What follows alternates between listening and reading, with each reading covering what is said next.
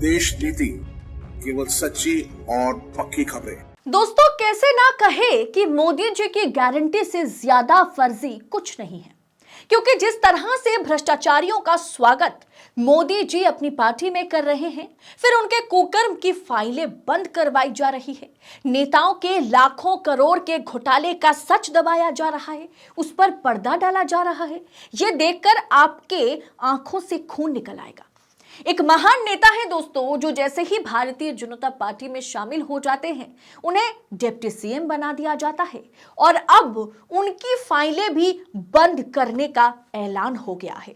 पूरा मामला मैं बताऊंगी आगे आपको वीडियो में, तो वीडियो को आखिर तक देखिएगा बिना स्किप करे। नमस्कार, स्वागत है आप सभी का देश नीति पर। मैं हूं आपके साथ अदिति।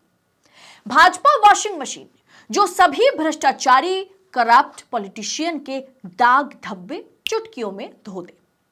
अजीत पवार महाराष्ट्र के डिप्टी सीएम हैं। उन पर महाराष्ट्र में एक तरह से कह सकते हैं, उन पर आरोप है कि वो महाराष्ट्र का सबसे भ्रष्टाचारी नेता है।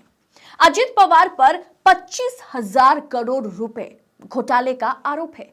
मुंबई पुलिस की आर्थिक अपराध शाखा EOW ने शुक्रवार को यानी 1 मार्च को ये स्टेटमेंट दिया है कि ऑपरेटिव बैंक के कथित 25,000 करोड़ के घोटाले से संबंधित एक मामले को बंद करने की सिफारिश की है।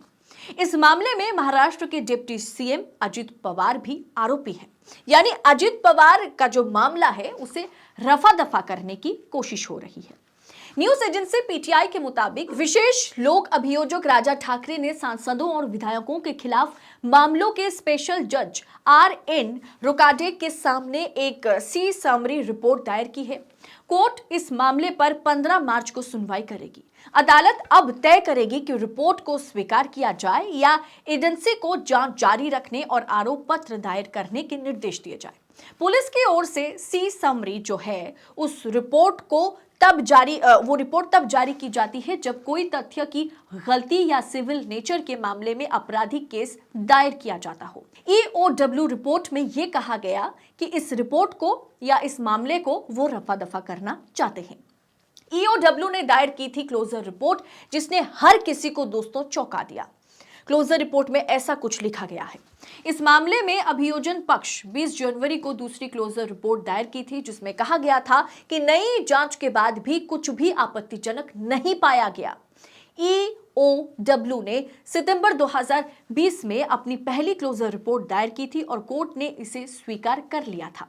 लेकिन अक्टूबर 2022 में EOW ने विशेष अदालत को सूचित किया कि वो शिकायतकर्ताओं यानी जिन्होंने बंद करने के विरोध में याचिका दायर की थी और प्रवर्तन निर्देशालय यानी ED की ओर से उठाए गए बिंदुओं के आधार पर आगे जांच कर रही थी, लेकिन उन्हें खास कुछ मिला नहीं और उन्होंने साफ कर दिया कि अब EOW इस केस को बंद करना चाहती है। यानी अजीत पवार जिस केस में आरोपी हैं, उन पर 25,000 करोड़ रुपए का घोटाला करने का आरोप है। उस केस को अब EOW रफा दफा करना चाहती है। दोस्तों, मजे की बात देखिए, आपके स्क्रीन पर इस रिपोर्ट को आप देखिए कि अजित पवार जो है वो डिप्टी सीएम है महाराष्ट्र में। ठीक 2 जुलाई 2023 को वो बीजेपी के साथ एनसीपी छोड़कर बीजेपी के साथ यानी कि शरद पवार को छोड़कर अपना एनसीपी बनाकर वो बीजेपी के साथ गठबंधन में आ जाते हैं और पुरानी पार्टी उनकी शरद पवार की एनसीपी वाली रही। पॉलिटिकल अगर करियर की बात की जाए तो 1991 में पहली बार वो बारामती सीट से सांसद चुने गए थे और उन पर सिंचाई घोटाले का आरोप है। जो घोटाला जो है वो 25,000 करोड़ का घोटाला है। इस पर ED की जांच जो चल रही थी उसे पेंडिंग मोड पे डाला गया और उन पर ये दूसरा जो आरोप है या कह सकते हैं कि ये आरोप भी उसके साथ जुड़ा हुआ है। पर्टिकुलर इस क्लोजर रिपोर्ट में EOW ने साफ कर दिया कि ये जो पर्टिकुलर मामला है इसे हम रफा दफा करना चाहते हैं, इसे हम क्लोज करना चाहते हैं, क्योंकि इस रिपोर्ट में उनका कहना है कि हमारे हाथ में कुछ नहीं आया है, इसीलिए हम इस मामले को रफा दफा करना चाहते हैं, जिसमें अजीत पवार मुख्य आरोपी के तौर पर शामिल है। यानी अजीत पवार की इस घोटाले को या आप कह सकते कुकर्म को कांड को कहीं ना कहीं भारतीय जनता पार्टी इस पर पर्दा डालने की कोशिश कर रही है। दोस्तों 2024 में ना बीजेपी सबसे ज्यादा भ्रष्ट पार्टी डिक्लेयर हो गई है। ये दावा मैं नहीं कर रही हूं। आप अगर रिपोर्ट देखेंगे तो ये दावा आप भी करेंगे। 2014 में नरेंद्र मोदी ने क्या नारा दिया था? बहुत हुआ भ्रष्टाचार, अब की बार मोदी सरकार। अब वही मोदी जी दोस्तों चुन चुन करना सभी भ्रष्ट नेताओं को अपनी पार्टी में शामिल कर रहे हैं। आज कहने में कोई दो राय नहीं कि भाजपा सरकार आज पूरी तरह से भ्रष्ट पार्टी, भारतीय जनता पार्टी पूरी तरह से भ्रष्ट पार्टी बन गई है। क्योंकि जिन भ्रष्ट नेताओं के खिलाफ मोदी जी खड़े नजर आते थे, आज वो मोदी जी के गोद में बैठे हुए हैं। दोस्तों मैं दिखाती हूं ना आपको एक के बाद एक कुछ नाम जो है वो है छगन भुजबल। महाराष्ट्र सरकार में वो मंत्री हैं। बीजेपी से गठबंधन उन्होंने 2 जुलाई 2023 को किया, मतलब अजित पवार के साथ ही वो भारतीय जनता पार्टी के साथ जुड़े हैं, गठबंधन में चले गए थे।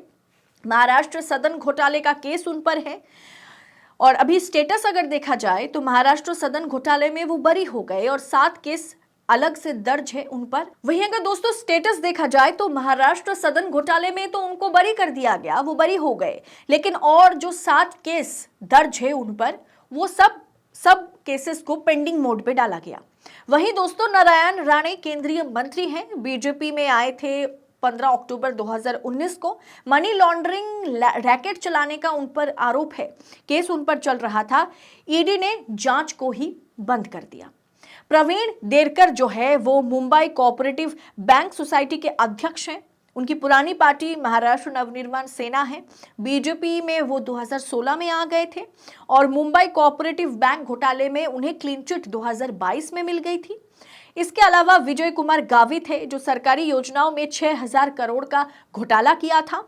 एंटी करप्शन ब्यूरो से उन्हें भी क्लीन चिट मिल गई। इसके अलावा संजय राठौर, यशवंत यादव, शुभेंदु अधिकारी, जितेंद्र तिवारी, मुकुल रॉय, शोभन चैटर्जी, हार्दिक पटेल, हेमंत विश्व शर्मा, युदरप्पा, BS येदियुरप्पा जो कि पूर्व मुख्यमंत्री रहे कर्नाटक के। दोस्तों ये जो लिस्ट है ना ये बहुत लंबी है और आप साफ साफ देख पा रहे होंगे किस तरह से भारतीय जनता पार्टी ने सभी भ्रष्टाचारी नेताओं को अपनी पार्टी में शामिल कर लिया। और एक कहानी और है, हाल फिलहाल का घटना है ये। भ्रष्ट के सिर्फ आरोपी नहीं, भ्रष्टाचार में भयंकर करप्शन में दोषी पाए जाने वाले कांग्रेस के पूर्व मुख्यमंत्री का बीजेपी में जिस भव्य तरीके से हाल फिलहाल में स्वागत हुआ इसी महीने, आप सोच भी नहीं सकते।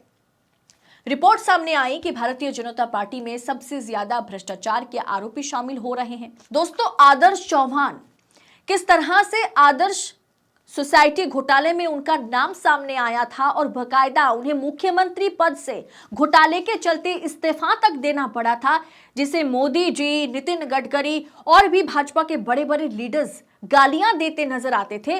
वो आदर्श चौहान का भव्य तरीके से स्वागत करते हुए नजर आए। और वहीं पर अभी एक और केस को रफा दफा करने की कोशिश की गई। शिवसेना के पूर्व नगर सेवक जो है मंगेश सातमकर के खिलाफ बलात्कार का मामला दर्ज कराया गया था। पुलिस से न्याय की मांग करने वाली महिला ने दावा किया था कि उन पर दबाव बनाया जा रहा है। और बाद में दोस्तों क्या हुआ, पुलिस ने एक क्लोजर रिपोर्ट दाखिल करी और जिसमें कहा गया कि उन्हें मामले में कोई सबूत नहीं मिला है। एक क्लोजर रिपोर्ट दाखिल करते ही उन्होंने इस मामले को रफा दफा कर दिया, जो साफ दर्शाता है क्योंकि इन्होंने भी कुछ समय पहले जाकर के भारतीय जनता पार्टी के गठबंधन में वो शामिल हो गए थे। इसी के चलते इन पर भी जो है जो मुकदमा चल रहा था उसे पूरी तरह से हटाया गया। पुलिस ने क्लोजर रिपोर्ट में कह दिया कि हमारे पास कोई सबूत नहीं है। यह दिखाता है कि किस तरह से बलात्कारी, भ्रष्टाचारी, कुकर्म में लिप्त हर एक नेता मंत्री का स्वागत भारतीय जनता पार्टी बाहों फैलाकर करती है। यह दिखाता है कि भारतीय जनता पार्टी 24 चुनाव से पहले सबसे ज्यादा भ्रष्ट पार्टी, भ्रष्टाचारियों की पार्टी बन चुकी है। आपको क्या लगता है जिस तरह से अजित पवार का जो मामला है उसे क्लोज करने की, उसे रफा दफा करने की कोशिश की जा रही है, उसे बंद करने की, वो फाइलें क्लोज करने की कोशिश हो रही है, इस पर आपकी राय क्या है? इसे आप किस तरह से आंकते हैं? कमेंट कर अपनी राय हमारे साथ शेयर करें। बाकी ऐसी तमाम खबरों को पड़ताल के साथ पाने के लिए देश नीति को सबसे पहले दोस्तों सब्सक्राइब कीजिएगा। बहुत बहुत शुक्रिया। जय हिंद, जय भारत। आपका एक सब्सक्राइब हमारे लिए महत्वपूर्ण है। देश नीति को अभी सब्सक्राइब करें और बेल आइकन को दबाना ना भूलें।